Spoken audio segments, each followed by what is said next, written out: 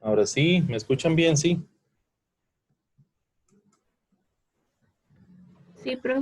Sí, profe. Perfecto.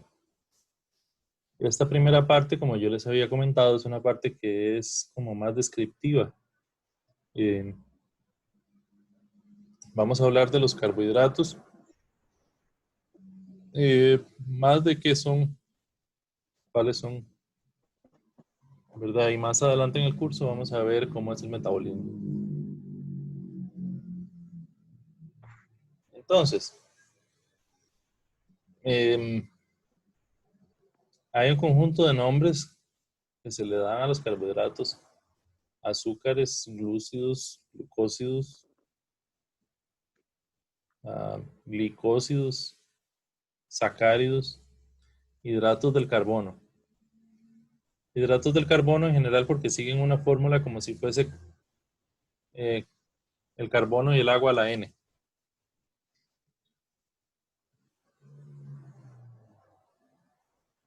Perdón. Eh, la estructura de ellos es polihidroxialdehídos, polihidroxicetonas o sustancias que generan polihidroxialdehídos o polihidroxicetonas por hidrólisis, ¿verdad? Entonces es como un producto de carbono y agua. Son, son la fuente primaria de energía. Una fuente primaria de energía, ¿verdad? Entonces, eh, y también algunos de ellos juegan un rol en el almacenamiento de la energía. Entonces,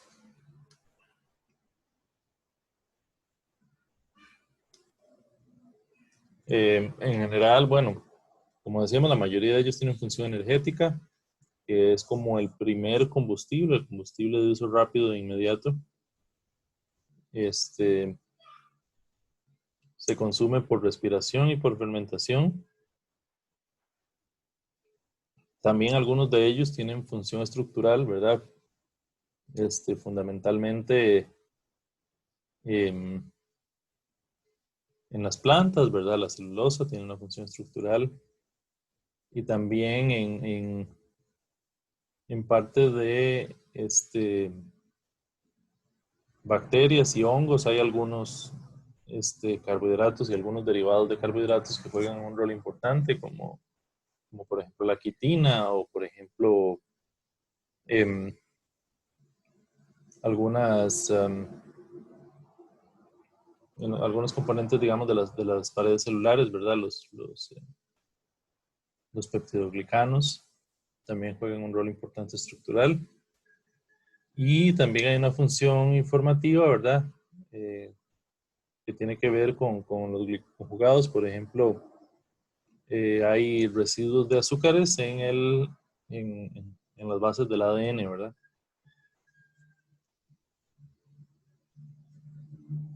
Ok, entonces tenemos monosacáridos, que estaríamos pensando en azúcares de una sola unidad. Perdón, oligosacáridos, que podríamos decir que son de 2 a 10 o de 2 a 20, eh, o de 2 a 30, no sé. Eh, digamos, varias unidades repetidas, pero fragmentos relativamente pequeños,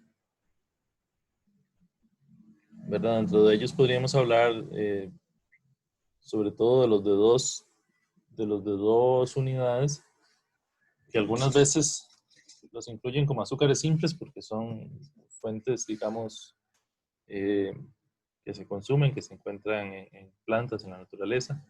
Pero bueno, acá los vamos a poner como oligosacáridos. Eh, sí, sí, estas clasificaciones, sí, a veces la de oligosacárido varía. Lo que entendemos es que polisacárido es uno que sí es muy grande. Digamos, aquí dice más de 20. Tal vez para algún autor podría ser más de 100. eh, pero el concepto es que los oligosacáridos son fragmentos pequeños y los polisacáridos son fragmentos grandes.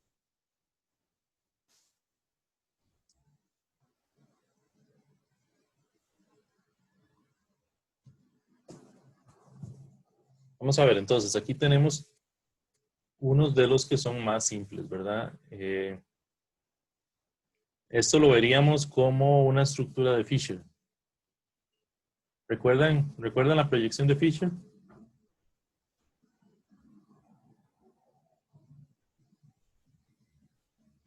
Sí, profe.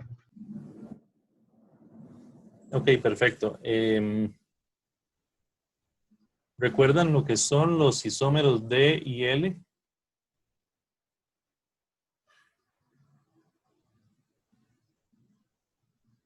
Sí, levógiro y dextrógiro. Ujú. Em, ¿Me podrían decir si el D y L se relaciona con la estructura?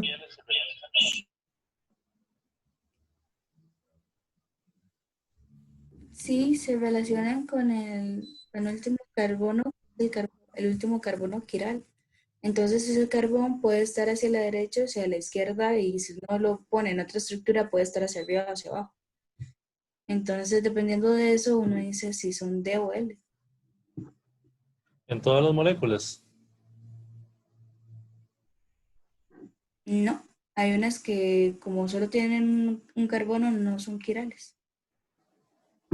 Es decir, en todos los carbonos quirales,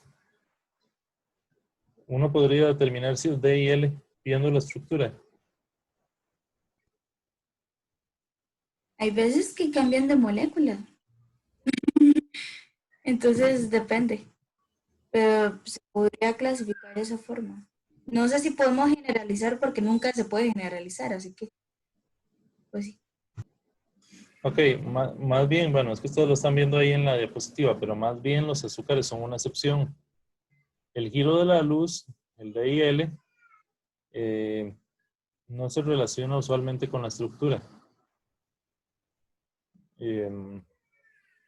Se relaciona con algo que se determina experimentalmente, que es hacia dónde gira la luz. Ahora, en el caso de los carbohidratos en particular, si las ubicamos de esta manera, poniendo el grupo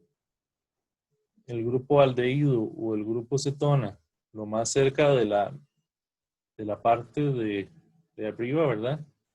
Como para numerarlos con el número 1 arriba, ¿verdad? De arriba a abajo. El penúltimo carbono, porque el último no es quiral, se relaciona con el hecho de que sean D o L, ¿verdad? Si ese penúltimo carbono en la estructura de Fischer está hacia la derecha, es D, y si está hacia la izquierda es L. Esto en los carbohidratos es una excepción, que no se cumple en todas las moléculas orgánicas. Por lo general, uno con la estructura puede conocer si la molécula es R o S, ¿verdad? Pero no puede conocer si es D o L. Para conocer si es D o L, usualmente se hace de manera experimental. Una cosa que es importante es que los azúcares en la naturaleza tienen, o sea, todos son D.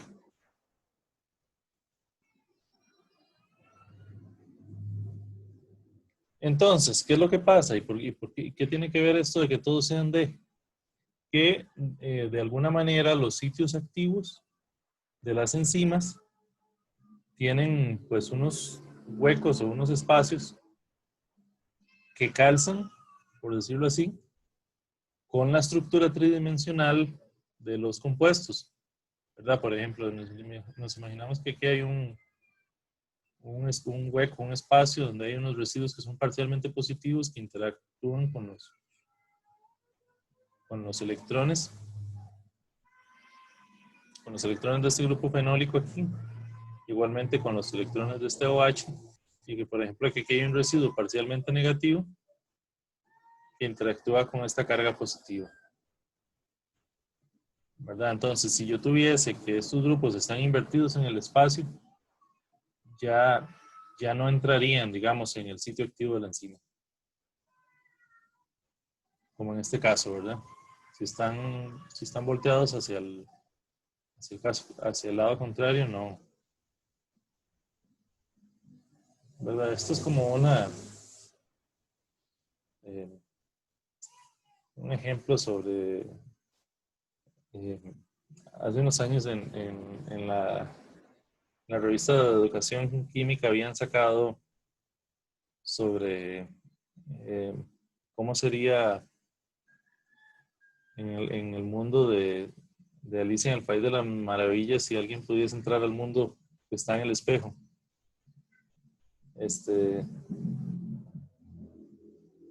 Dice que tal vez la leche en esta parte no es buena para beber.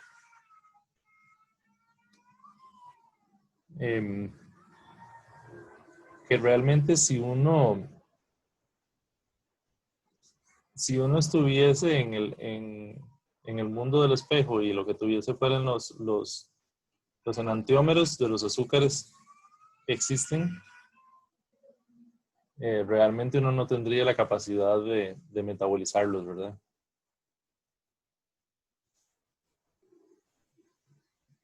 Ok, volviendo al tema.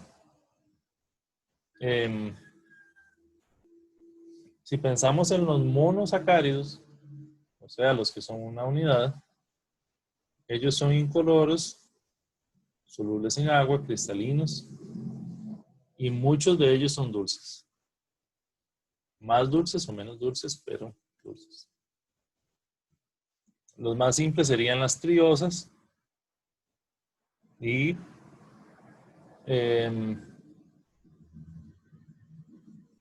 perdón, aquí hay un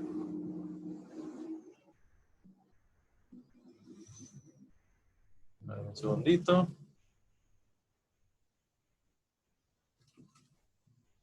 El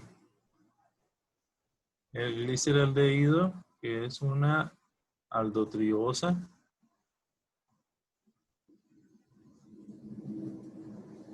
¿Verdad? Y la dihidroxiacetona, que es una cetotriosa.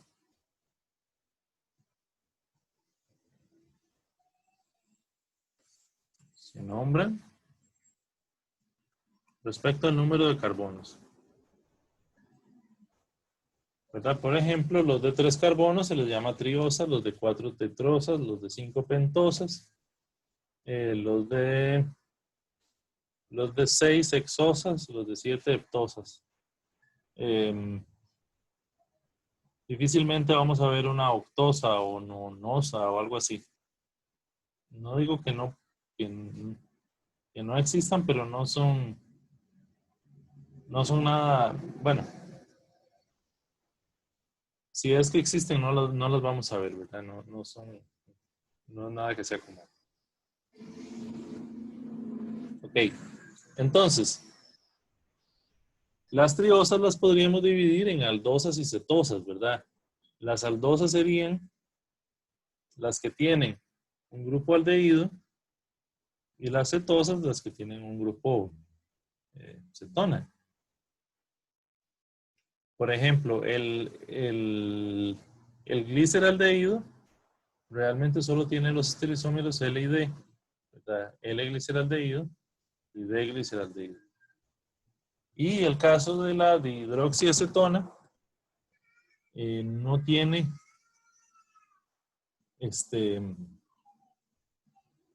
no tiene ningún estereoisómero, ¿verdad? No tiene ningún carbono quiral. Cuando pasamos a las tetrosas, que tienen 4 átomos de carbono, ¿verdad? 1, 2, 3 y 4.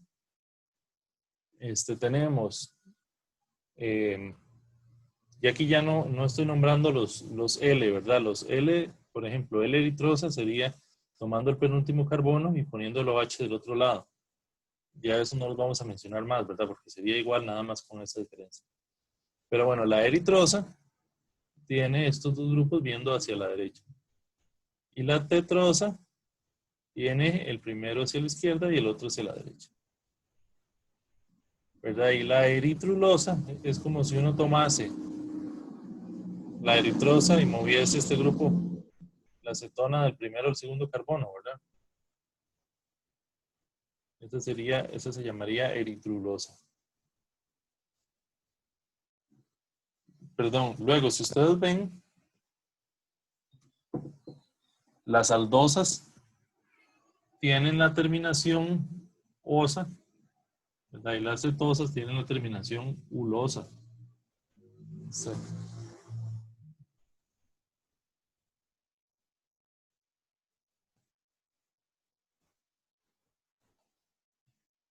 Ok. Si vamos ahora a las pentosas, las que tienen 5 carbonos, ¿verdad? Podríamos pensar esta en la que todos los OHs están del lado derecho, se llama ribosa. Esta en la que el primero está hacia la izquierda se llama arabinosa. Este en el que el segundo está hacia la izquierda se llama silosa. Y este no es tan frecuente. Pero bueno, en este los dos primeros están hacia la izquierda y esta se llama lixosa. ¿Verdad? Y cetosas también tendríamos la ribulosa, que otra vez se parece a la ribosa, pero el carbonilo está en el segundo carbono. Y la silulosa, que se parece a la silosa, pero con el carbonilo igual en el segundo carbono.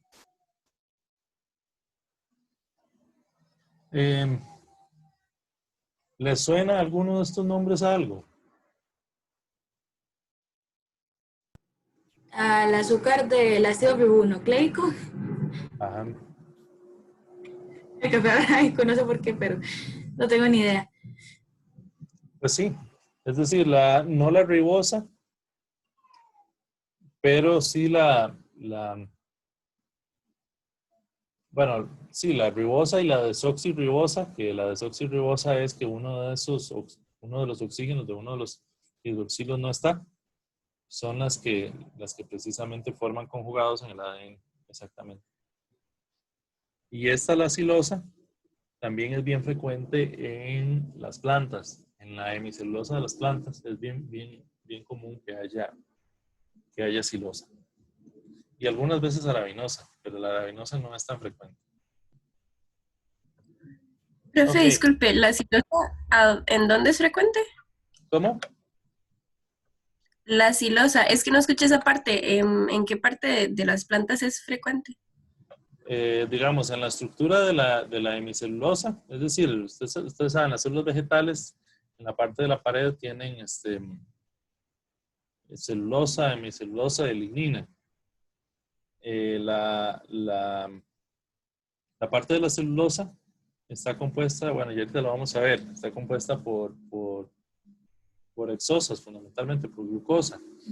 Y la parte de la hemicelulosa tiene una composición un poquito más compleja. Parte de lo que tiene son polímeros de la silosa.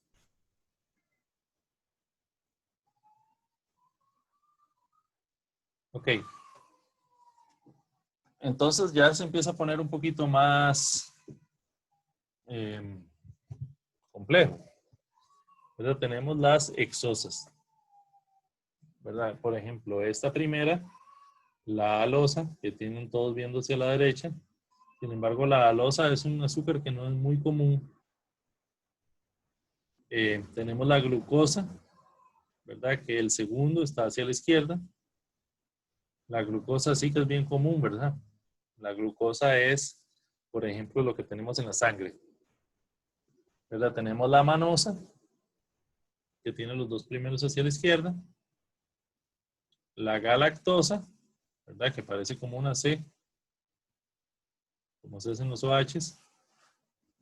El primero a la derecha, los otros dos a la izquierda y el último a la derecha. ¿Verdad? Tenemos la altrosa. Este tampoco es muy común. El primero de ellos está hacia la izquierda. La gulosa, que tampoco es muy común, pero bueno. El tercero está hacia la izquierda. La talosa, que también es poco común. Los primeros tres están hacia la izquierda. Y la idosa, que están como alternados izquierda-derecha, izquierda-derecha. Este tampoco es tan común. Es decir, de las hexosas, los más frecuentes son la glucosa, que es como una fuente de energía directa para casi todos los organismos, ¿verdad? En el caso nuestro, pues en la sangre. Eh, pero bueno, glucosa es consumida por bacterias y un montón de organismos. La manosa también es frecuente y la galactosa, tanto en algunas partes del metabolismo como en algunas partes de las plantas también.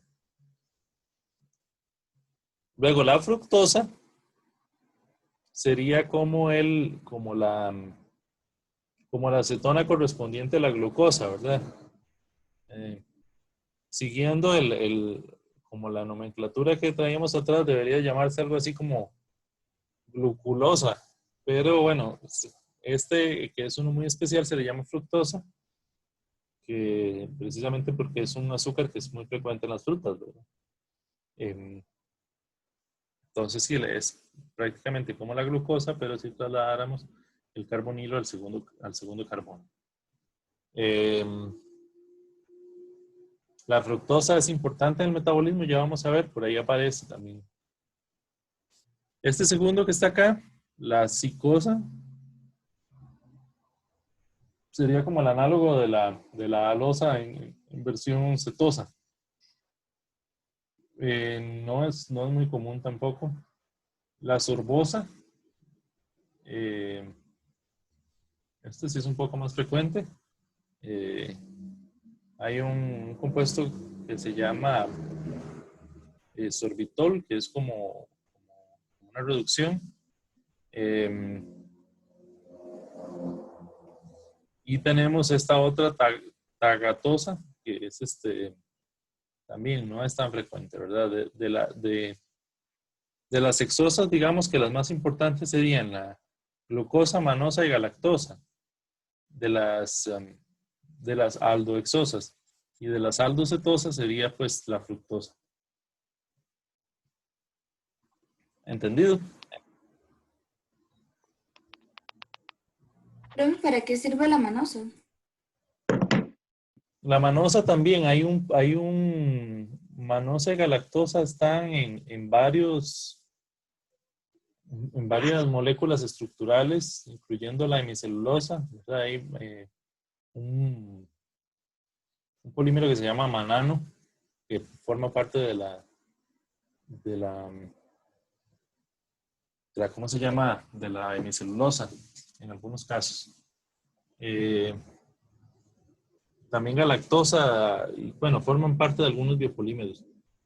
Después vamos a ver que muchos de ellos igualmente se pueden todos metabolizar como energía, con unas sutiles diferencias en la forma en la que se hace.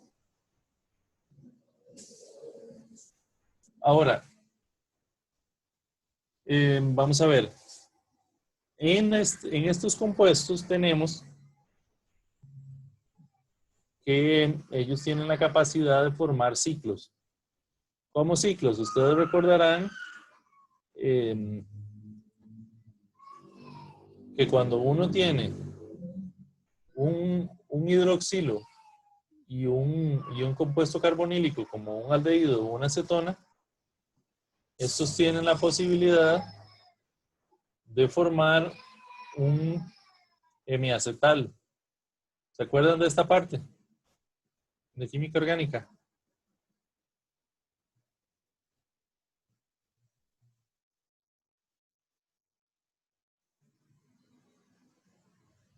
Más o menos, ¿sí, no? ¿Se Más acuerdan o que eso? menos, yo creo que en esos semiacetales en realidad no se quedaban como ciclos y volvían a su forma natural. Estables, pero no me acuerdo. Vamos a ver.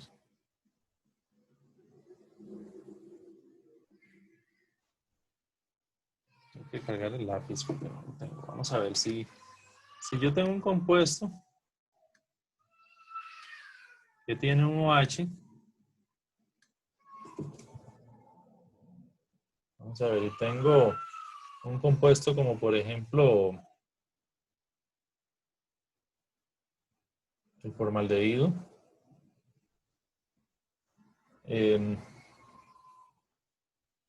Yo tengo la posibilidad de que se me haga un ataque catalizado por ácido, ¿verdad? En el cual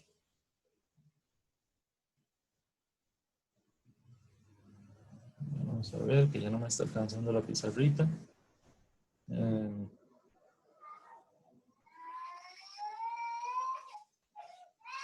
el cual este tendría los dos hidrógenos. Se agregarían y después el protón se pierde y esto me daría algo de este tipo.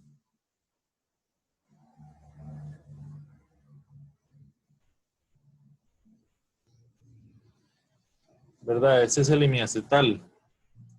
Y en el segundo caso, un segundo OH podría agregarse para formar un acetal. ¿Verdad? Reemplazando, digamos, el agua, como que yo tuviese digamos que este es el R1, que yo tuviese un segundo grupo con un R2, un alcohol, y entonces podría tener alrededor de este carbono, que es el que viene del compuesto carbonílico,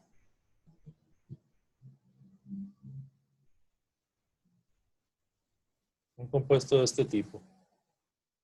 ¿Verdad? ¿Recuerdan un poquito eso? Más o menos. Sí, ahora sí un poquito más. Ok. Estas reacciones no necesariamente tienen que ser en ciclos. De hecho, en química orgánica, usualmente no se ven en ciclos. Sin embargo, ¿qué pasó con el modo presentación? Aquí está. Sin embargo, en el caso de los azúcares, los dos grupos, el grupo alcohol y el grupo aldehído, bueno, este no sería un azúcar, pero digamos es parecido a lo que pasaría en un azúcar. Yo tengo el grupo OH y el grupo carbonilo dentro de la misma molécula. Esto hace, bueno, que si el carbonilo se protona y el alcohol ataca al carbonilo, me forme este tipo de anillo que puede perder el protón aquí, ¿verdad? Y quedarme sobre un carbono, me quedaría un éter y un OH. Esto es un asunto, digamos, cíclico. Los dos quedarían sobre el mismo carbono. Entonces, en el caso de los azúcares, esto pasa.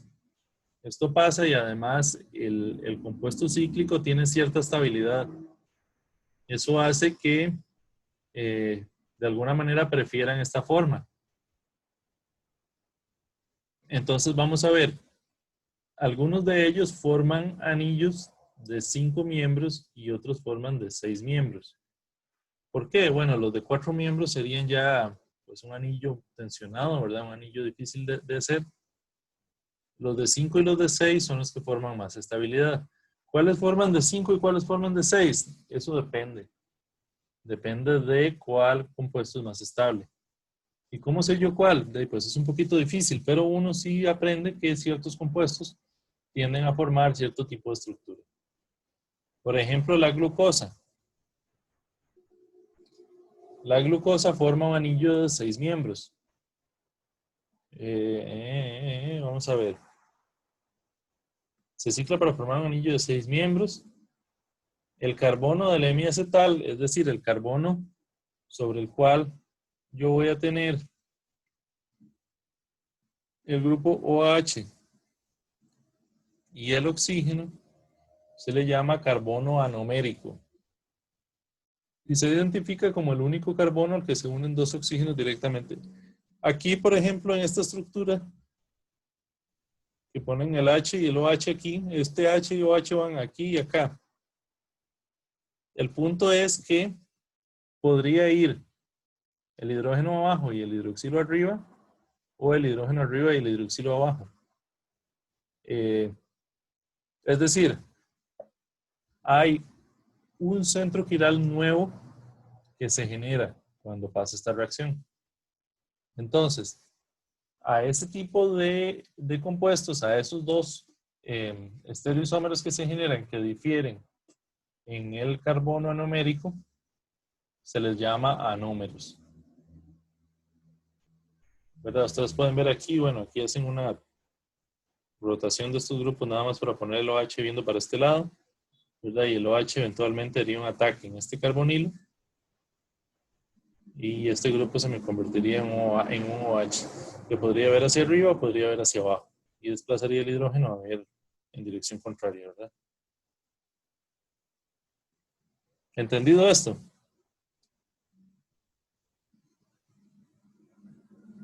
Profe, ¿me podría repetir qué es un anómero? Ok. ¿Me entendiste qué es el carbono anomérico? Más o menos. ¿Qué es?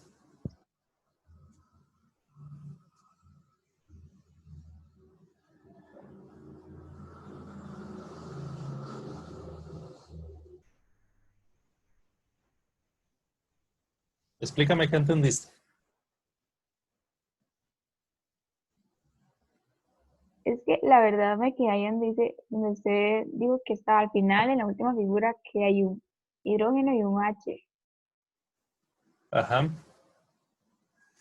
Entonces pues ahí fue donde dijo que el anómero era algo, pero no entendí bien. Vamos a ver. Es decir, en esta estructura de aquí,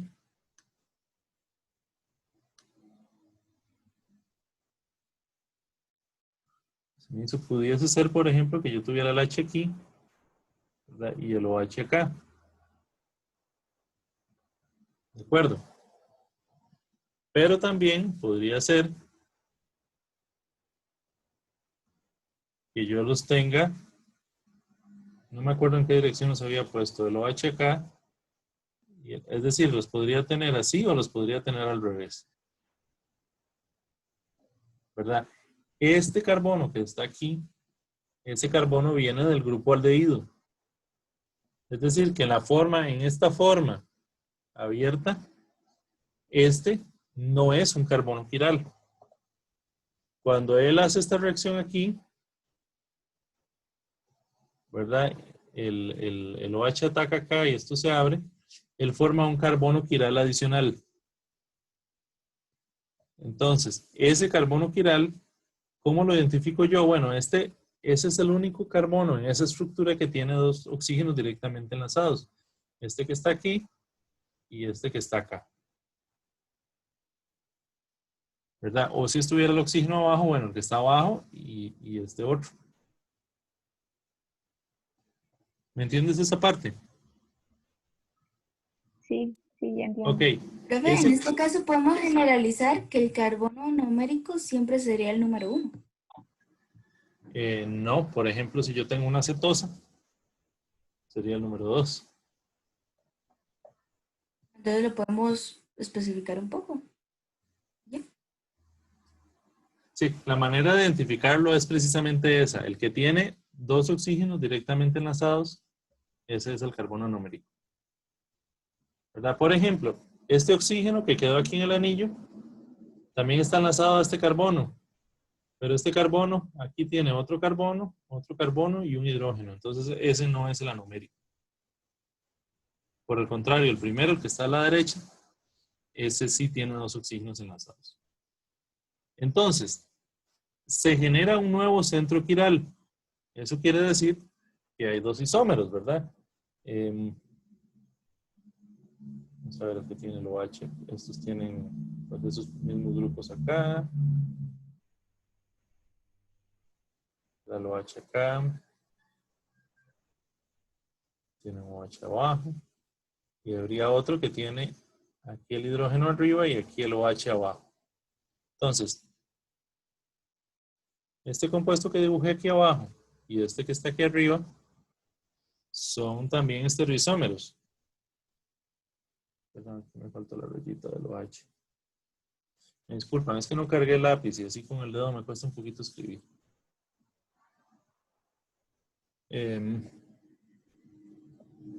Entonces, estos dos son estereoisómeros que difieren en la posición de este carbono, que como les había dicho, es el carbono anomérico.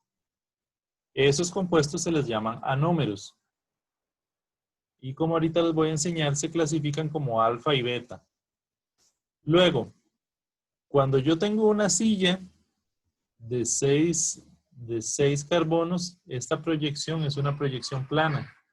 Pero ustedes recordarán que también usualmente se representan con una proyección de silla, que nos da un poquito más de información que esta. ¿Se acuerdan de las sillas?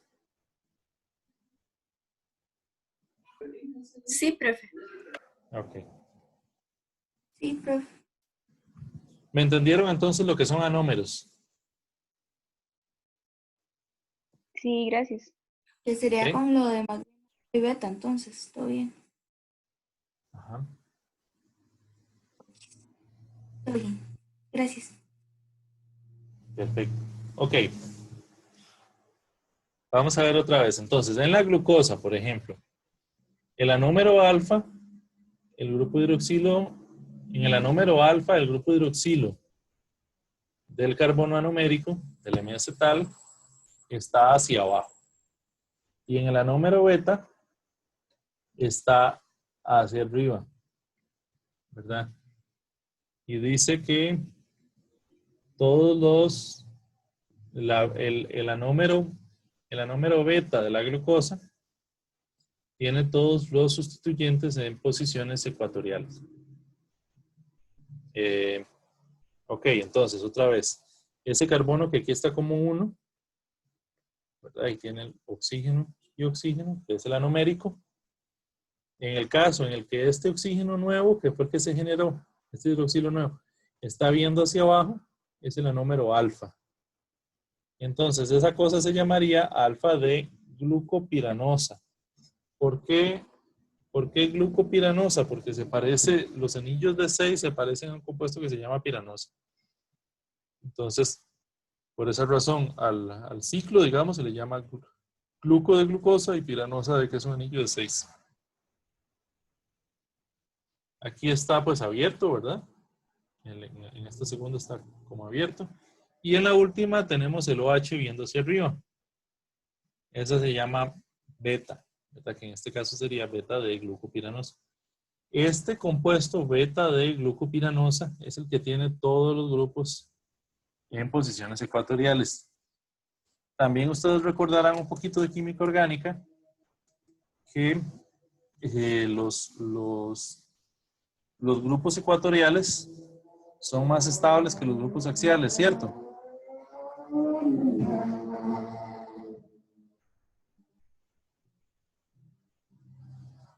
¿Por qué Sí, profe. son más estables los grupos axiales? Perdón, los grupos ecuatoriales.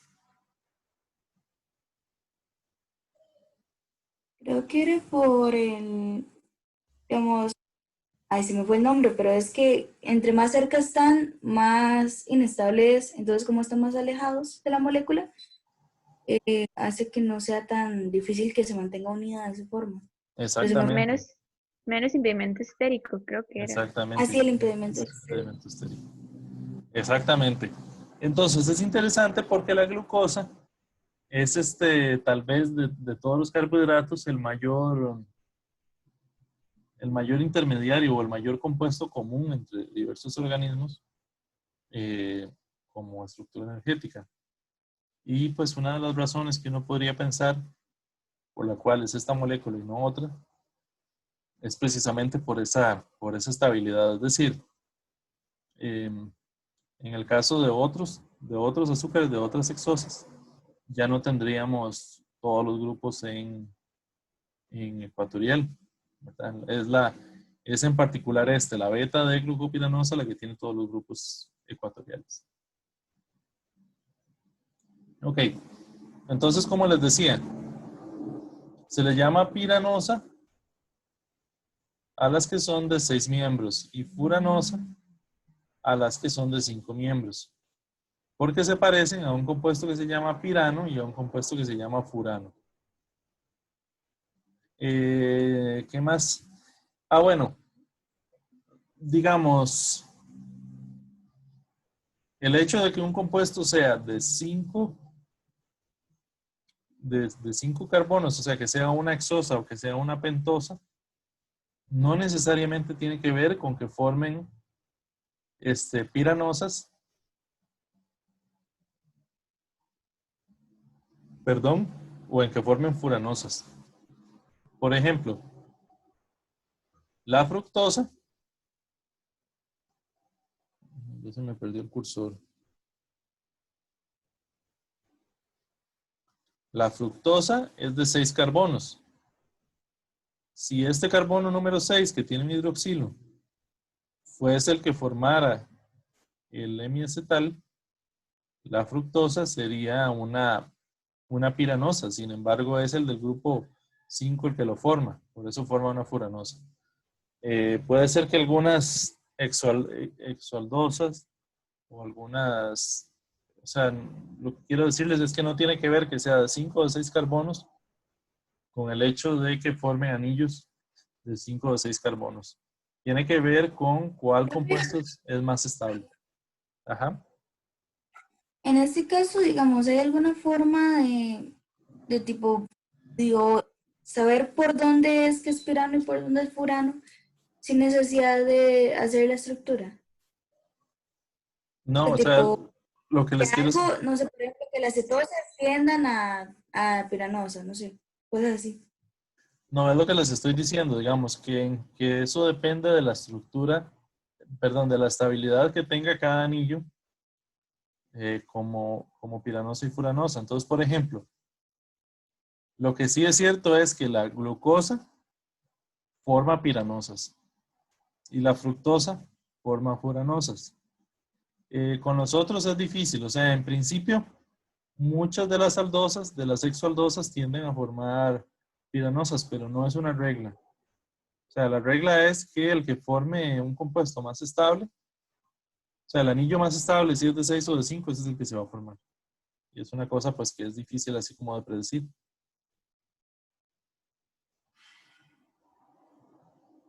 Bueno, también, pues, algunas de las... cuando tenemos los carbonos de la ribosa y estos tienden a formar anillos de 5. Ok. Luego, hay diferentes maneras de representar estas estructuras, ¿verdad? Tenemos la estructura lineal, digamos, esta es la estructura de Fisher normal. Hay algunas personas que, para simplificarlo, lo representan de esta manera, digamos, ponen un triangulito arriba para representar al aldehído y un círculo abajo para representar el CH2OH. Y nada más con una rayita indican hacia dónde están los demás grupos. Luego, las estructuras cíclicas, podemos tener una silla, ¿verdad? De esta manera, indicando todos los enlaces, todos los OHs. Al igual que en orgánica, podríamos quitar los hidrógenos, ¿verdad? Y dejar nada más la posición de los OHs. E incluso a veces en bioquímica en particular, se pone una silla en la cual no estamos indicando los OHs en el extremo, ¿verdad? Aquí no estamos indicando los OHs y asumimos que lo que hay en esas terminaciones son OHs, ¿verdad? Esto se hace exclusivamente en bioquímica, es a veces un poco confuso, entonces es más frecuente que ustedes encuentren que el OH se indica, ¿verdad? Porque esto podría estar aquí y a veces lleva alguna confusión, ¿verdad? Uno podría pensar que estos son carbonos. Pero bueno, en bioquímica es válido. También tenemos esta otra proyección llamada la proyección de Howard, que es una proyección como plana, ¿verdad? Como si uno aplanara este anillo, ¿verdad? Igualmente, yo puedo indicar los enlaces, puedo indicar cuáles van arriba, cuáles van abajo, puedo indicar los OHs, o podría ser como en el caso de esta silla, asumir que los que van en los extremos son OHs. Este tipo de proyección lo que no me indica es cuáles grupos son axiales y cuáles grupos son ecuatoriales. Entonces, en el caso de las hexosas es cada vez menos frecuente que se utilicen. Sin embargo, todavía se utilizan, pero es cada vez menos frecuente. En el caso de las pentosas sí es mucho. Perdón, en el caso de las piranosas es cada vez menos frecuente que se utilicen. En el caso de las furanosas sí se utiliza mucho. Ok. Vamos ahora a la glucosa. La La D-glucosa dice no da todas las reacciones de los aldehídos. Sí, algunas reacciones que usualmente ocurren en los aldehídos no ocurren en la glucosa. Dice acá, se puede obtener dos formas distintas de glucosa, ¿verdad? De la D-glucosa. La forma alfa, de la que ya habíamos hablado, tiene una rotación de 112 y la otra tiene una rotación, la beta tiene una rotación de 18,7. En agua usualmente ellas están en un equilibrio en particular y esta rotación promedio que ellas tienen se puede utilizar para cuantificar la concentración. Por ejemplo, para estimar la cantidad de glucosa en la sangre, ¿verdad? Como por ejemplo, ustedes saben, los diabéticos necesitan estar monitoreando, ¿verdad? Cuánta glucosa tienen en sangre. Entonces, Profe, perdón. Es que usted te había comentado que las betas, si no me equivoco, eran, digamos, como la glucosa natural. Pero en el cuerpo se encuentran ambas o solo la beta. eso te lo voy a explicar aquí. Dice acá, en una solución acuosa de beta D glucosa contiene una mezcla en equilibrio de alfa D glucopiranosa y beta D glucopiranosa y un intermedio de cadena abierta. La cristalización por debajo de 98 grados da el anómero alfa y la cristalización por encima de los 98 grados da el anómero beta. Es decir, esta reacción siempre es una reacción de equilibrio, lo cual quiere decir que si el carbono anomérico tiene este OH libre, este equilibrio está ocurriendo cuando están en medio acuoso. ¿Qué es lo que pasa? Que tendríamos más del beta que del alfa. ¿Por qué tendríamos más del beta que del alfa? Porque el beta es más estable. Y tendríamos más de beta que de cadena abierta también.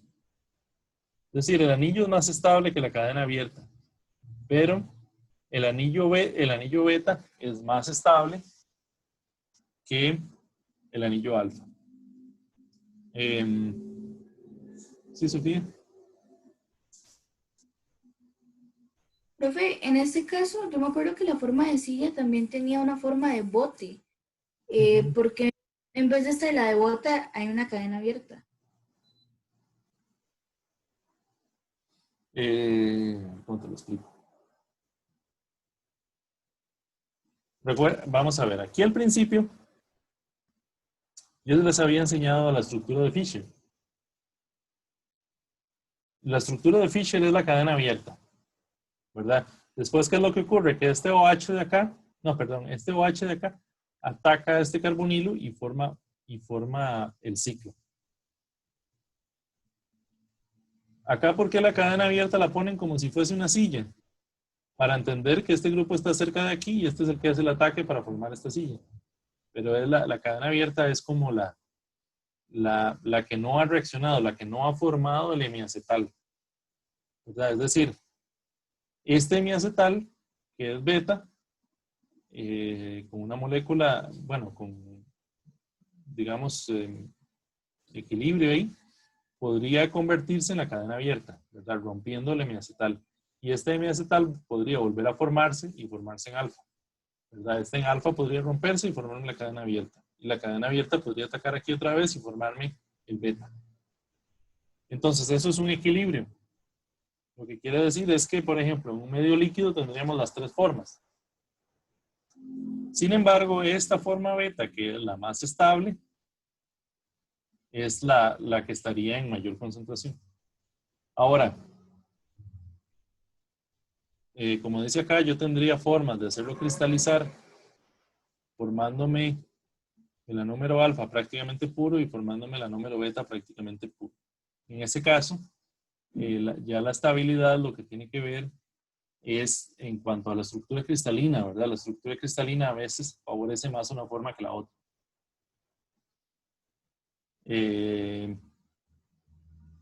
Usualmente cuando tenemos una temperatura significativamente alta, la forma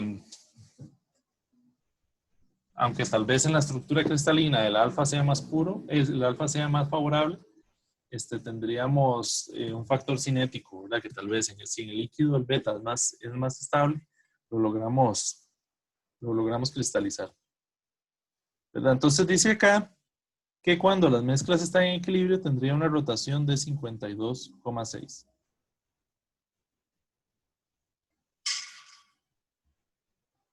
¿Entendido esta parte? Jefe, yo la verdad esa última parte no la entendí. Ok, vamos a ver. Voy a pensar en un ejemplo.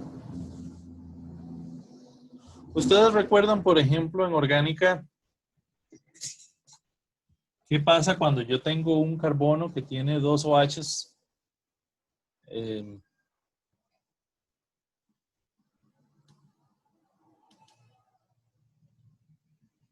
A ver. ¿Ustedes recuerdan en orgánica, digamos, si yo tengo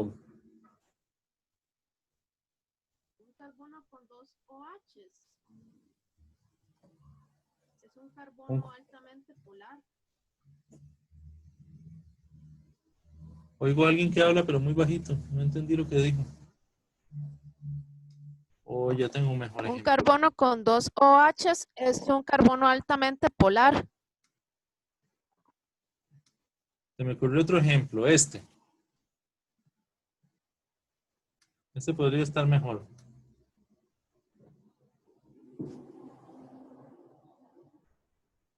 ¿Ustedes recuerdan lo que pasa con ese grupo OH?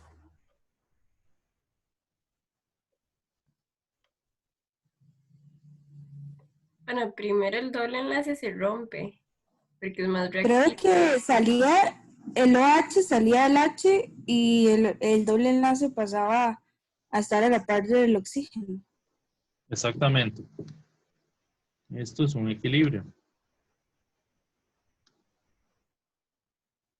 A ver.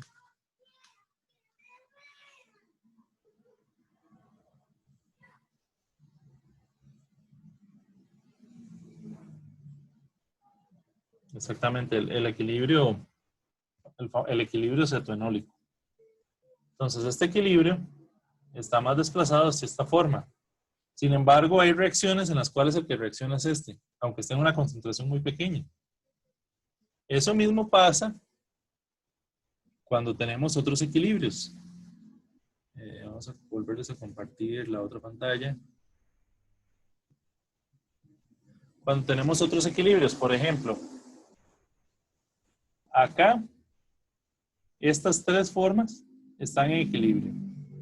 Es decir, la cadena abierta podría este oxígeno atacar acá y abrir el OH hacia arriba, o podría el OH atacar, digamos, si el OH ataca por debajo, este podría abrirlo hacia arriba, o si ataca por arriba, este podría abrirlo hacia abajo. Entonces, en medio líquido tenemos un equilibrio de las tres cosas, tanto de uno de estos que se devuelve a la cadena abierta, como una cadena abierta que me genera tanto este como este. Entonces, en el líquido están las tres, coexisten las tres. Y esto es importante porque en las reacciones, tanto en las reacciones químicas como en las reacciones biológicas, los tres podrían tomar participación, ¿verdad? Coexisten las tres. Y si yo las cristalizara, pues sí podría tener una forma pura. ¿Por qué? Porque ya en el sólido, ya la reactividad sí es muy baja como para que se estén interconvirtiendo.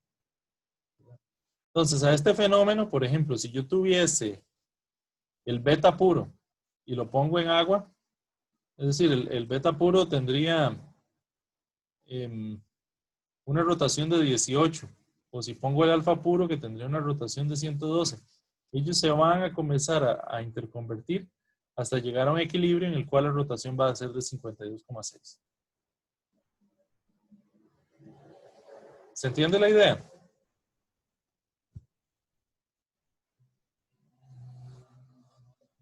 Sí, ahora sí, profe. Ok, entonces es importante esto de que tenemos las tres especies porque las tres podrían participar en reacciones.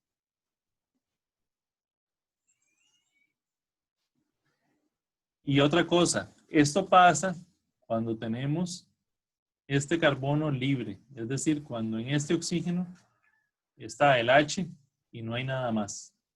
En el oxígeno que está, en el hidroxilo que está en el carbono anomérico, está como OH. Si esto estuviera como OR, como otra cosa, digamos, como, ya no como un hemiacetal, sino como un acetal, ya esto ya no ocurre. Es decir, ya no hay interconversión, ya no hay mutarrotación, ya no hay un equilibrio con la cadena abierta, sino que está en esa forma y punto. Ok. La glucosa, entonces. La glucosa es el monosacárido más abundante en la naturaleza, ¿verdad? Está como glucosa libre en el suero sanguíneo y en medio extracelular, ¿verdad? Y dice aquí, por ejemplo, en el zumo de la uva. Como monómero, está en un montón de oligosacáridos y polisacáridos. Prácticamente la totalidad de las células vivientes son capaces de obtener energía a partir de glucosa. Y hay células que únicamente pueden consumir glucosa y no otras moléculas, como por ejemplo las neuronas.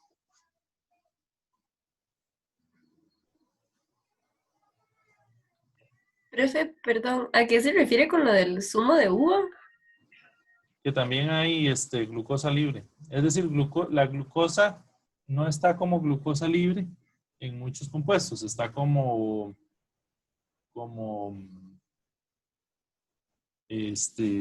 polímeros, como oligosacáridos o como polisacáridos.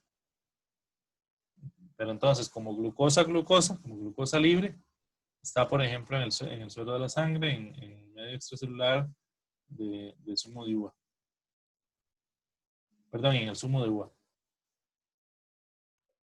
Ah, ok, gracias. Ok. Vamos a la fructosa. La fructosa forma un anillo de 5 miembros, ¿verdad? Entonces, ese anillo se forma igual entre el carbono 2, que es en este caso el grupo cetona, y el oxígeno que está en el carbono 5. ¿Verdad? De alguna manera, igual que en la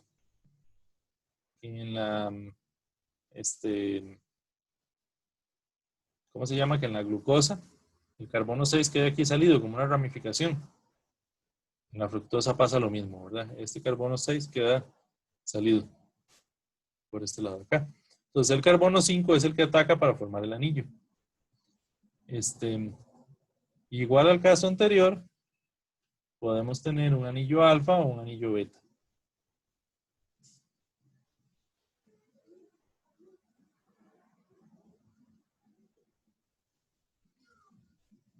¿Verdad? El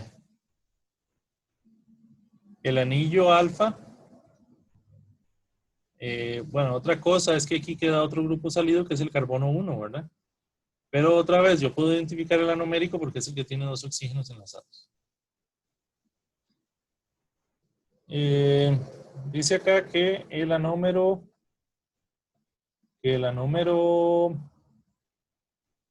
alfa es el que tiene el OH hacia abajo y el anómero beta el que tiene el OH hacia arriba.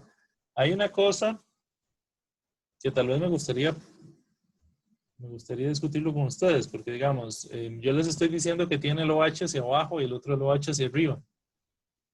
Pero ¿qué pasa si yo le doy vuelta completa a la molécula? Es decir, si yo agarro esta molécula que está aquí y le doy vuelta así completamente, ya me quedaría el OH viendo hacia arriba. ¿Cierto?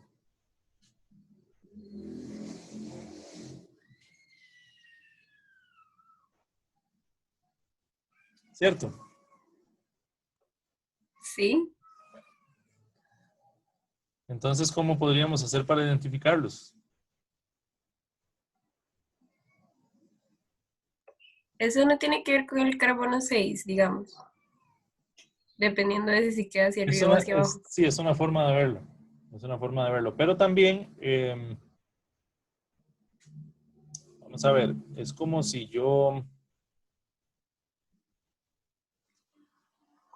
esta estructura lineal fuese un árbol que yo tumbase hacia la derecha.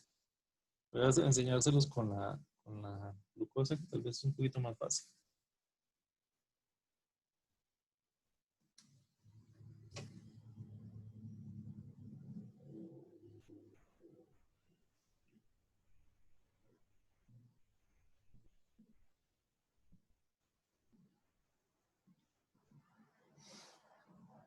Vamos a ver,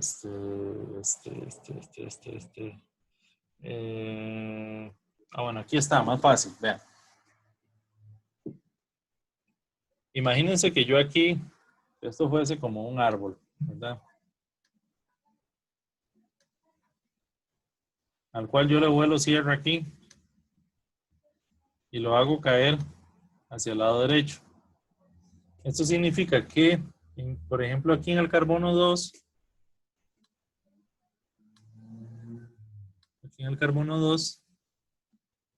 este OH me quedaría para abajo. Aquí en el carbono 3, este me quedaría hacia arriba. En el carbono 4 y 5, este me quedaría hacia abajo. ¿Verdad? Bueno, en este caso en el 5 ya es el que me forma el M-acetal. Entonces sí, digamos, para mí esta es como de las maneras más sencillas de verlo. También sí, en este caso el grupo este del carbono 6 queda viendo hacia arriba. Esa es otra manera de verlo. Es decir, que aquí, por ejemplo, a ver, ¿dónde está el puntero? Este ve hacia abajo, pero el otro ve hacia arriba, ¿verdad? Este ve hacia arriba y este otro ve hacia arriba, ¿verdad? Uno respecto al otro. Para mí la manera, digamos, más sencilla es como verlo de esta manera, como si esto fuese un árbol que uno tumba hacia la derecha, ¿verdad? Entonces, por ejemplo, el grupo este del carbono 3, acá me queda viendo hacia arriba. Y el grupo este del carbono 4, aquí me queda viendo hacia abajo. ¿Me entienden la idea?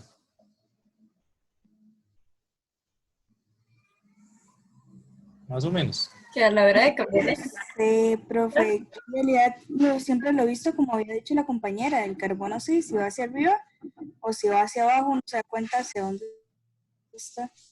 Pero Ok. no sé, no entendí bien lo que dijiste usted. Bueno, lo pueden ver de esa manera, o sea, ubicamos el carbono 6 viendo hacia arriba. Lo que yo les decía es, o sea, imagínense que esta estructura de aquí es el tronco de un árbol, ¿verdad? Entonces yo agarro y lo corto aquí, le vuelo hacha. Y lo corto aquí. Entonces esto se va a desplomar, este árbol se va a desplomar así. Entonces esta estructura quedaría tumbada en el suelo. Con CH2OH acá. ¿Verdad? Este carbonilo quedaría acá. Este grupo quedaría hacia arriba. El del carbono 3. El del carbono 4 quedaría hacia abajo. Bueno, el del carbono 5 es el que va a formar el anillo, pero digamos que este es el que va a formar, perdón, aquí, el anillo. Pero entonces si yo veo el carbono 3, que tiene el OH hacia arriba, aquí el carbono 3 tiene el OH hacia arriba. Si yo veo aquí el carbono 4, que tiene el OH hacia abajo, aquí el carbono 4 tiene el OH hacia abajo. ¿Me explico? Y el carbono 6 lo ubicamos viendo hacia arriba. Más o menos. Sí. O lo Con pueden lo de ver. caer así al lado ya lo entendí. Ok. O lo pueden ver así como lo veían ustedes con respecto a la posición del carbono 6. Eso también está bien. Vamos a ver. Profe, una pregunta. Dime. Profe, Es igual ahí, es que en inorgánica nos habían dicho que, digamos, como en el 3 que el OH estaba hacia la izquierda, entonces era que iba para abajo. Digamos, en este mismo, en el carbono 3, de que el OH está del lado izquierdo. Ajá. La profe nos había dicho que cuando pasaba eso, iba para abajo. Bueno, ahí vean que en este caso... No, mentira. A la izquierda hacia arriba. Izquierda hacia arriba, derecha hacia abajo. Es una manera diferente de decir lo que les acabo de decir, de tumbar el árbol hacia la derecha. Es decir, los que están del lado izquierdo van hacia arriba, los que están del lado derecho van hacia abajo. Es una manera diferente de decir lo mismo, ¿verdad? Como si yo agarrara esa estructura y la tirara así. Lo que estaba aquí a la izquierda me va a quedar arriba. Y lo que estaba a la derecha me va a quedar viendo hacia abajo. Ok, está bien, gracias, profe. Muy bien.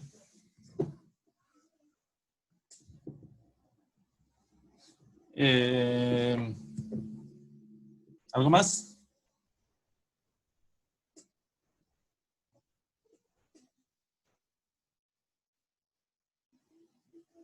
Ok. Profe, en ese caso, ¿qué significa de doble línea? De doble, o sea, en la pantalla anterior, que hayan dos líneas yendo hacia la forma cíclica. Nada, simplemente que no es una...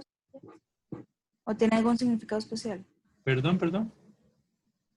Aquí abajito, digamos, dice que a la forma cíclica, antes de eso hay dos rayas. ¿Significa que hay dos ciclos de esos? No. O...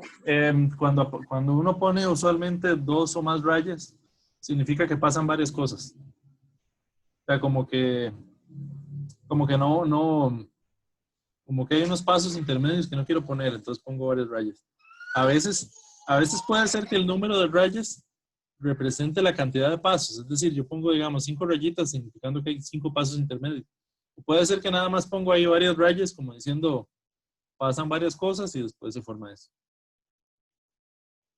Es como para no especificar lo que va aquí en el medio, porque ya habíamos hablado de eso, ¿verdad?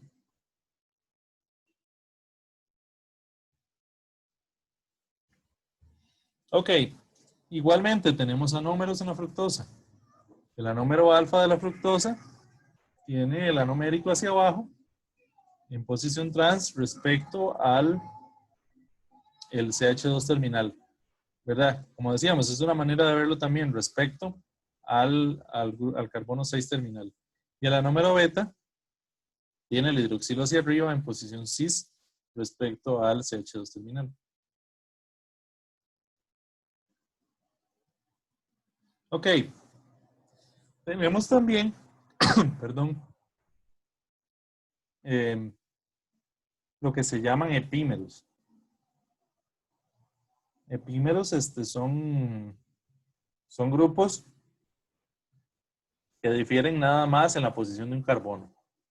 Por ejemplo, la glucosa y la manosa tienen todos los carbonos iguales, excepto el carbono 2. ¿Verdad? La glucosa y la galactosa tienen todos los hidroxilos iguales, excepto el 4. Perdón. Entonces, por ejemplo, la manosa y la galactosa serían epímeros.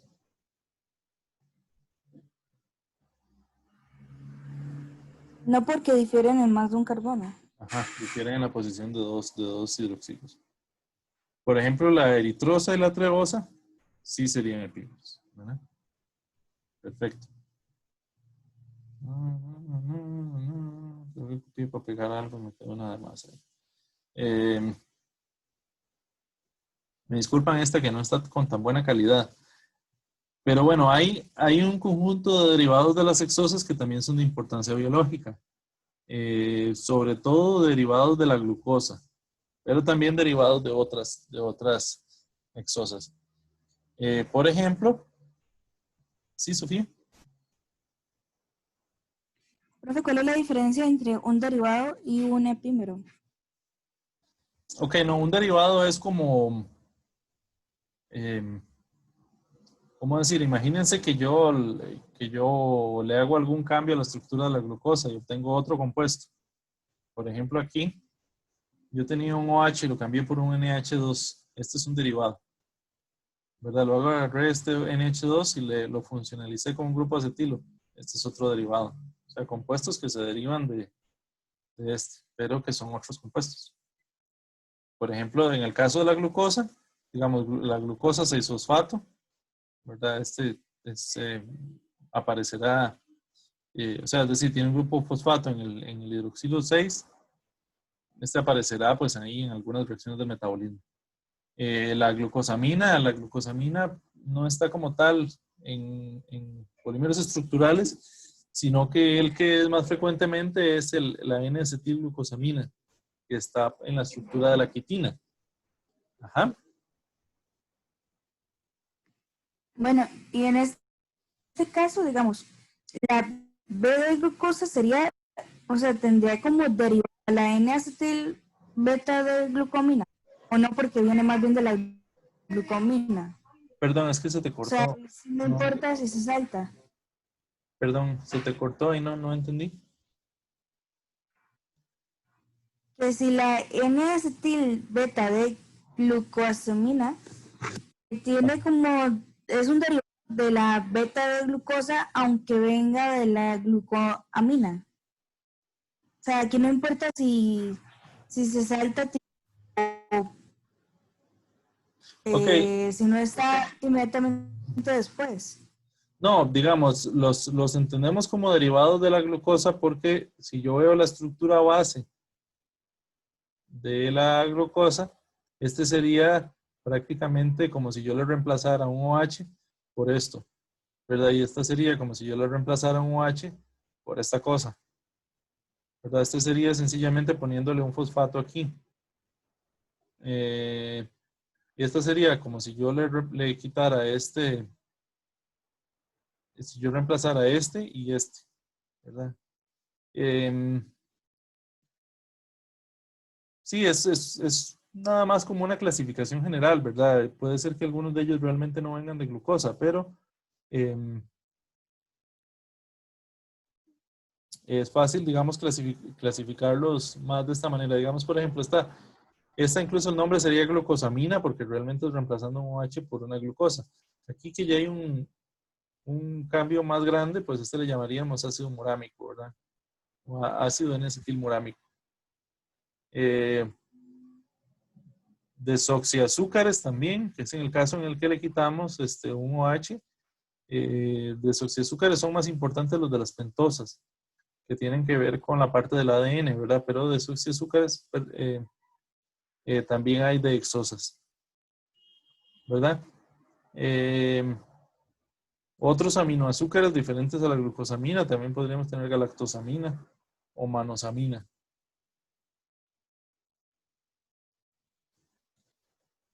Luego, si hacemos, por ejemplo, reducción de glucosa, tendríamos un compuesto que se llama glucitol.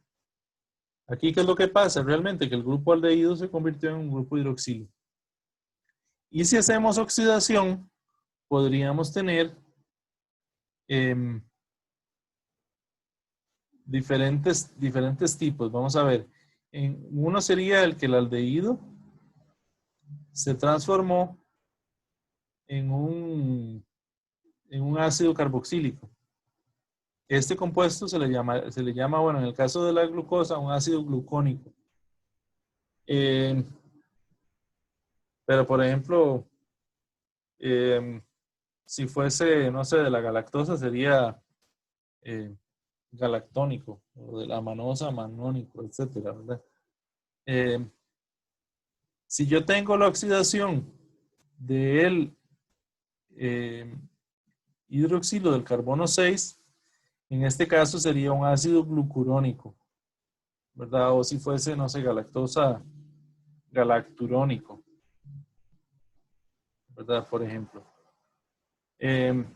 Y si yo tengo oxidación de los dos grupos, tanto del carbono 6 como del carbono 1, sería un ácido glucárico o galactárico, etc. ¿Entendido esta parte? En realidad no, profe. No entendí por qué que por reducción queda en ol. No sé si es porque se hace los fenoles, no sé. No entiendo. O sea, no entendí esa parte.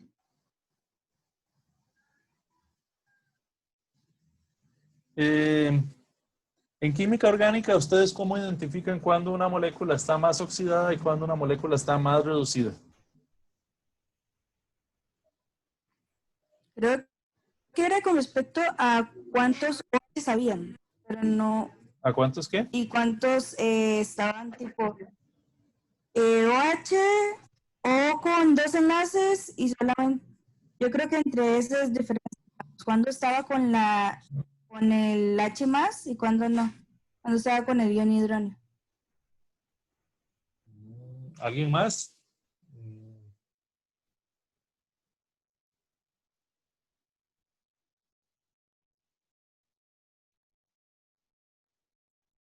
¿Recuerdan algún concepto sobre oxidación y reducción en moléculas orgánicas?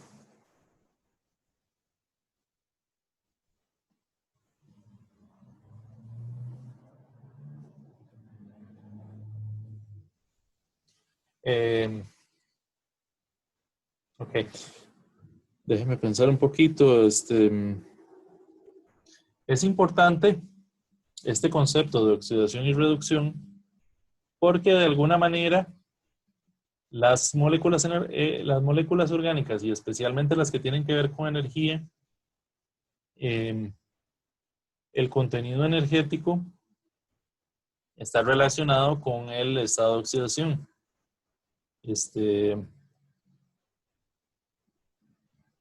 Vamos a ver cómo lo explicamos. Nosotros vivimos en un mundo en el cual, especialmente nosotros que que respiramos, ¿verdad? Que utilizamos el oxígeno como aceptor de electrones, obtenemos energía oxidando los compuestos orgánicos. De manera de que para hacer biosíntesis necesitamos reducir. De manera de que, por decirlo de alguna manera, cuando yo tengo algo que está más reducido,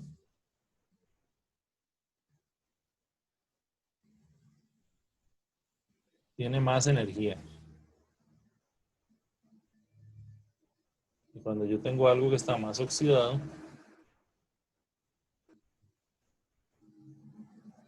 tendría menos energía.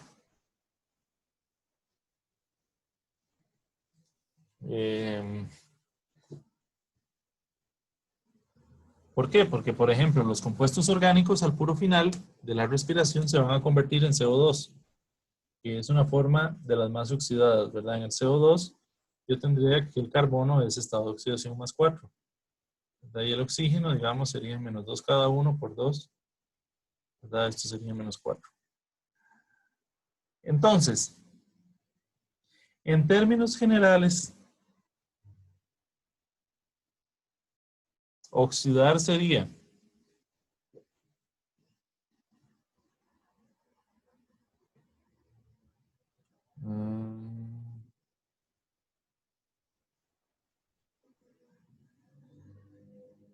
agregar oxígenos o remover hidrógenos. Esto sería oxidar.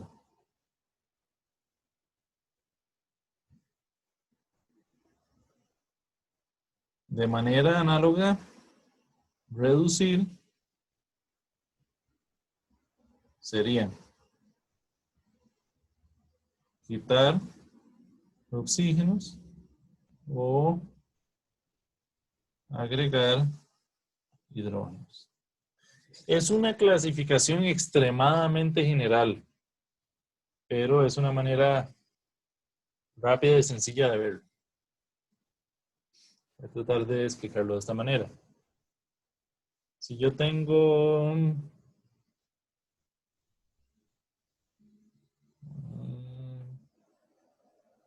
CH3OH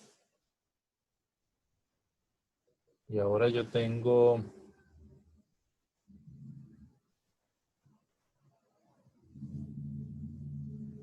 esto. Y ahora yo tengo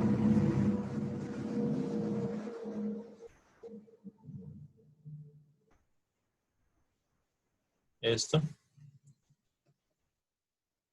¿Cuál está más oxidado y cuál está menos oxidado? Esto es un doble enlace, ¿verdad? Es que me quedó medio raro. Vamos a hacerlo de nuevo.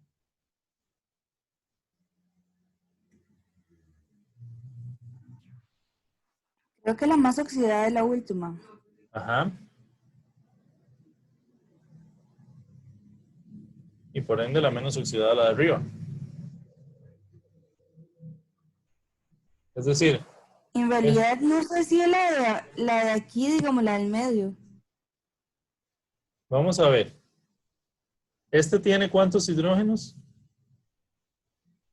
Ah, bueno, tiene 4. Bueno, sí, nada. Tiene 4. Este tiene 2. Y este último tiene 2 también. Pero este tiene, estas dos primeras tienen un oxígeno y la última tiene 2 oxígenos. ¿Verdad? Entonces, otra vez, volviendo a esta descripción, el alcohol se oxida al aldehído y el aldehído se oxida a ácido carboxílico.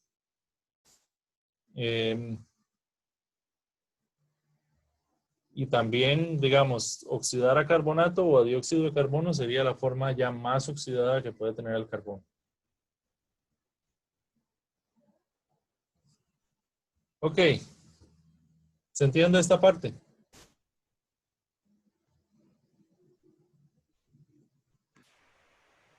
Sí, profe.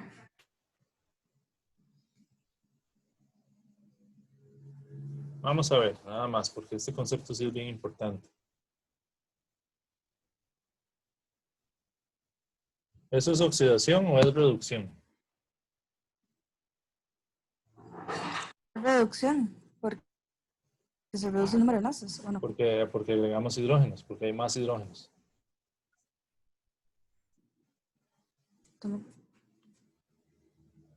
¿Esto es oxidación o es reducción? Oxidación porque se agrega un oxígeno. Exactamente.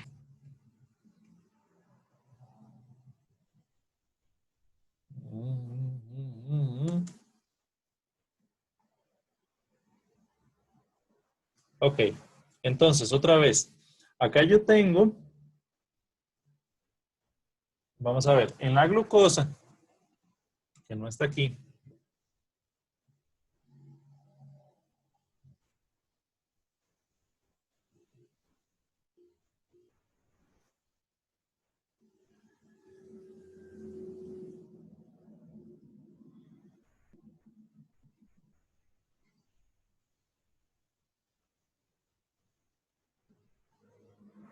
en la glucosa, este grupo de arriba es un aldehído.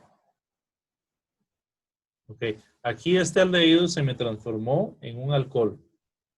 Esto es una reacción de reducción. Si yo hago una reducción, esto que se llamaba glucosa pasa a llamarse glucitol. Ok, ahora, en este segundo que está acá, esto que era un aldehído, se me transformó en un ácido carboxílico. Esto es una reacción de oxidación, ¿verdad? El producto se va a llamar un ácido glucónico. Y decíamos que ácido glucónico es un término general. Es decir, que si fuese otra hexosa, por ejemplo una galactosa, sería ácido galactónico. Y así con las demás. Si yo tuviese que aquí el grupo aldehído se queda igual, pero el que oxido es el grupo de abajo, este se llamaría un ácido galacturónico. Perdón, un ácido glucurónico. Si fuera una galactosa, un ácido galacturónico. Y si fuese otro, así, ¿verdad? Es decir, estos son ácidos ónicos, ácidos urónicos, y este sería ácidos áricos. Es decir, el ácido glucárico en el otro caso sería que yo oxidara los dos grupos, que oxidara este aldehído a ácido carboxilo y este OH también a ácido carboxilo, ¿verdad? Ese se llama ácido glucárico en este caso. Ahora sí, ¿Entendida? ¿Más clara? Así, ahora sí, mucho mejor. Muchísimas gracias, profe. Un Entendí. gusto. Ok. ¿Por qué esto se ve tan feo?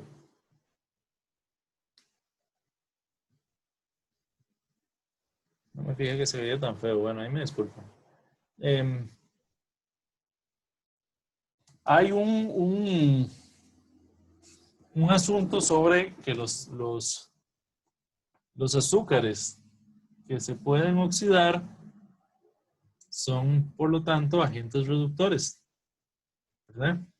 Ustedes recuerdan eso, los agentes reductores en general en química se oxidan. Entonces, los azúcares reductores en general se les llaman a los que pueden sufrir oxidación del grupo aldehído.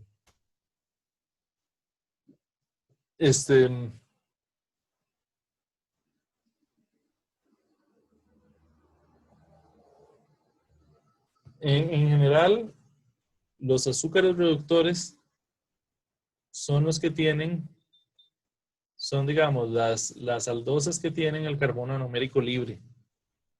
Yo les decía a ustedes que si aquí en este OH hubiese otro grupo, ya no habría un equilibrio con la forma lineal.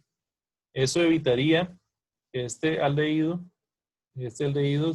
se pudiera ser oxidado. ¿Por qué evitaría que el aldehído pudiese ser oxidado? Porque el aldehído no se forma, permanecería como acetal, ¿verdad? Entonces, los azúcares reductores, dice que mi conexión es inestable. Los azúcares reductores son los que tienen las aldosas que tienen el carbono anomérico libre. Entonces, ¿cuáles no la tienen? Bueno, hay una cosa que se le llama el enlace glucosídico, que yo les decía. Es cuando tenemos, por ejemplo, un acetal, ¿verdad? Es decir, aquí en este no está el OH, sino que hay otra cosa pegada aquí.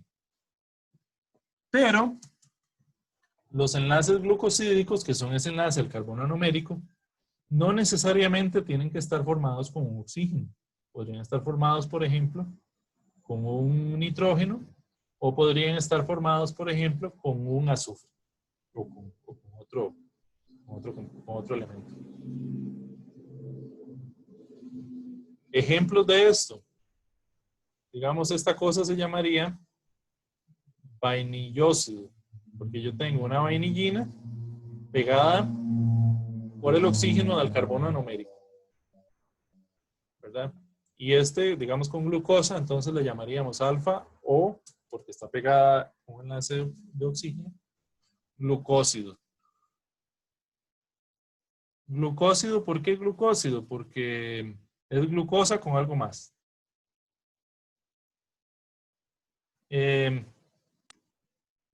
¿Decide? Esa vainillina. Ajá. Perdón, era nada más para confirmar, todos estos siguen siendo derivados, ¿verdad? De la glucosa. Estos son derivados, sí, correcto. Ok.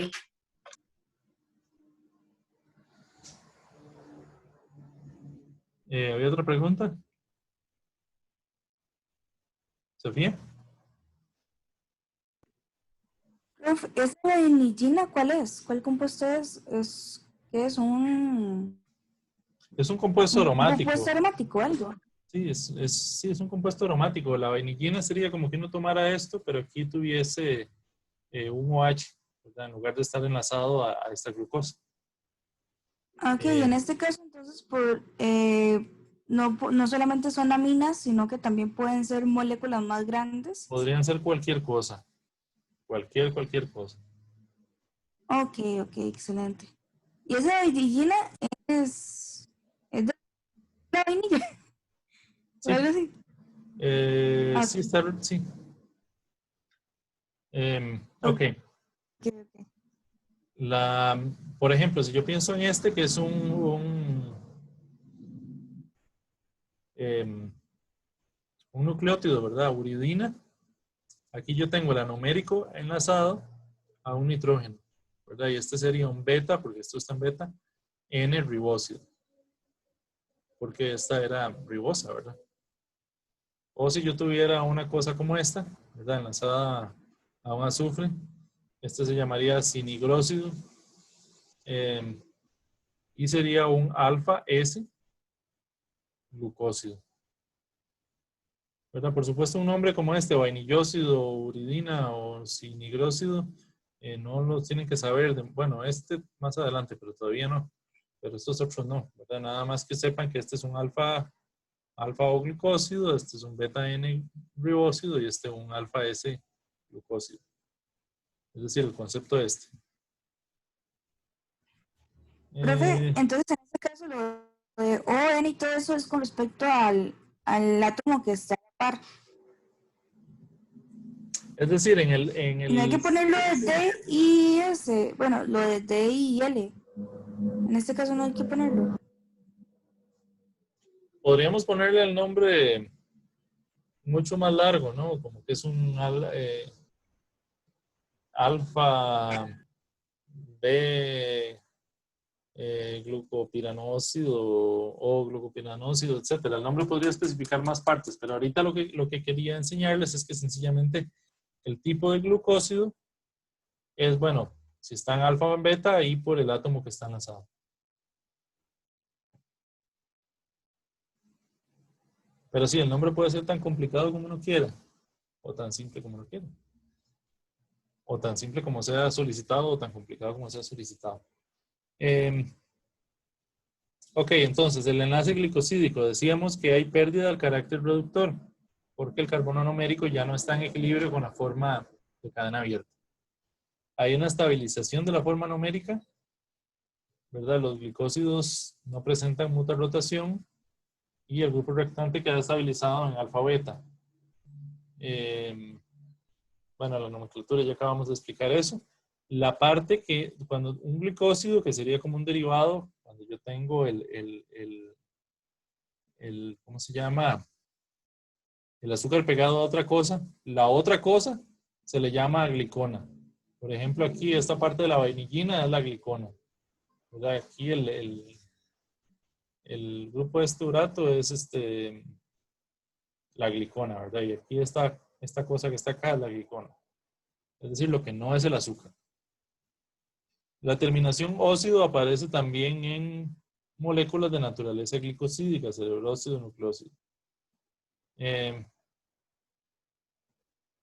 Muchos incrementan la solubilidad de la glicona. Es decir, por ejemplo, la vainillina no es una cosa muy soluble en agua. Pero cuando uno lo conjuga con un azúcar, que un azúcar sí tiene un montón de OHs, ¿verdad? Le aumenta la solubilidad en agua. Es susceptible de hidrólisis ácida y atacado también por enzimas llamadas glicosidasas. Es decir, si bien es cierto, no hay un equilibrio espontáneo, sí por reacción química ese enlace se podría romper. Es un enlace susceptible de ser hidrolizado. Cuando la glicona es otro monosacárido, se forma un disacárido, ¿verdad? Y el glicósido es un holócido. No tiene mucha importancia. Ya vamos a hablar ahora bueno, la próxima semana, la próxima clase, creo, de los disacáridos. Cuando la glicona es una molécula no glucídica, perdón, el glucósido recibe el nombre de heterócido. Esto tampoco es tan importante, sencillamente todos son, o sea, la mayoría de los compuestos que uno considera como